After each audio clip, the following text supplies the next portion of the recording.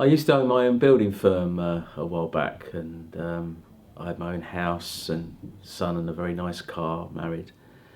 And then when my second child was born, another boy, out of the blue he died.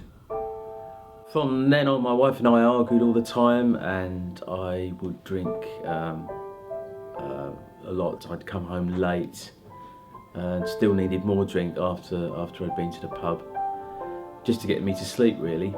And when we did see each other, we argued more and more, and eventually I moved out. I was severely out of control with the drink, and the business suffered terribly. And of course, gradually, bit by bit, I lost the business and everything. I had the wife, the house, the job, everything had gone. And I was still drinking very heavily, and one day passed out on the street, which was not too clever. And I couldn't stop drinking, and I was so much so that I then found out that if I'd stopped suddenly, I would die. It was the doctors had told me that.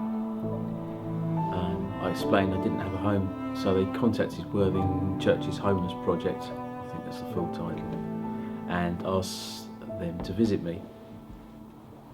I was very fortunate they gave me a room.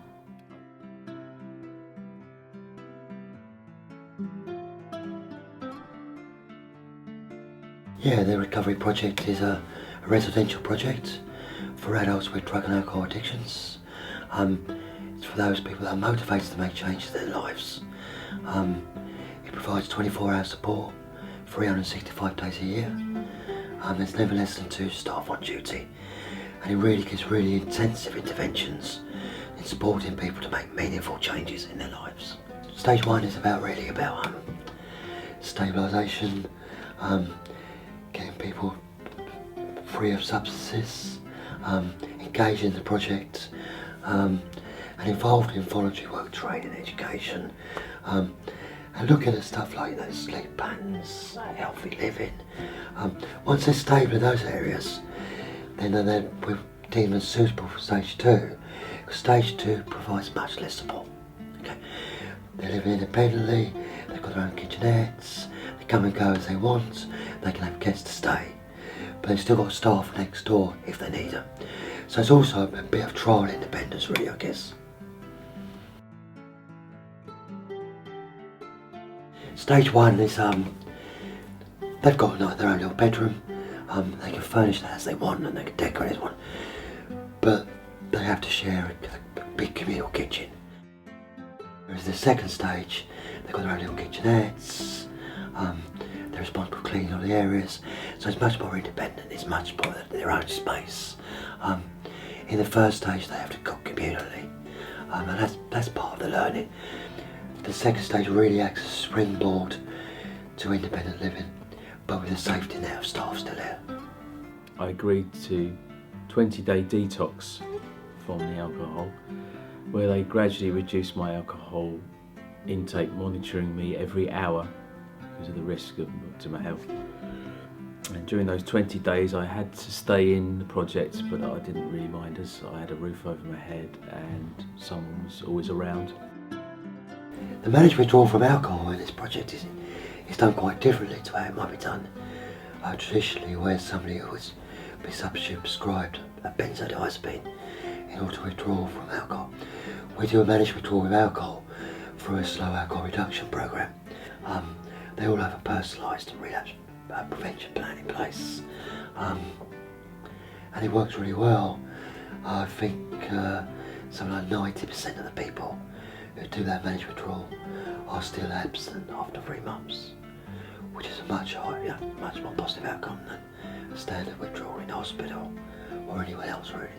So I'm now practicing being abstinent from drink completely.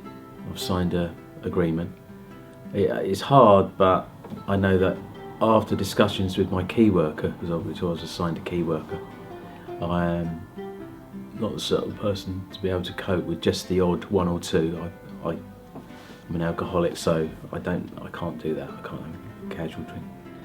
There are a number of rules, and it's really based around keeping the project safe and communal living. So it's obviously no drug use on the project. They're not allowed to let people in the front door because we need to know who's coming into the project. It's about managing risks. They need to be in at a certain time, certainly in the first stage anyway, because that's about limiting the exposure they've got to risk situations in the community. They have to sort of contribute to the running of the house, if you like, do some cleaning, cooking. It's about being part of a community. So the rules are really about keeping the project running well and safely. This project's very managed, very safe, everything is monitored. We are good neighbours, we want to be good neighbours, and we want to be part of the neighbourhood. I think new clients often think that when you come into the project, you're going to be forced to do things you don't really want to do. But also, because there's people out there who are telling things because they don't want to come in here, or they're frightened to come in here. All these sort of myths get created. So things about, people are drunk all the time, people are doing drugs. You won't get better if you go in there. The reality is very different. It's a safe place to live. People work together, very much a community. It's very much a community house. People support each other, people live together, they learn from each other, and it's a really positive atmosphere. I'm not sure whether I will ever be fit enough to work again, because during the times of drinking I have done some serious damage to my health, to my liver and stuff, and I'm currently working with my key worker to see what opportunities are out there to get me back into some sort of work or study. And what I'd really like to do is to help people who are in a similar situation to what I've been through myself. Anyone leaving should be doing voluntary work training or employment, so they've not got this big void of time where they could be otherwise doing substances. But also we're looking at them being involved in the community, so new friendships, new hobbies, new interests, so they've got meaningful use of their time, because boredom is a big predictor for people lapsing. I think the most important thing is that this project is about recovery, it is about change, and it is about encouraging people to live meaningful lives. And meaningful lives means positive relationships, employment, voluntary work, being a meaningful member of society. Provided we've got consent to do so, we will talk to children of people that are here, we talk to their partners, mothers, fathers.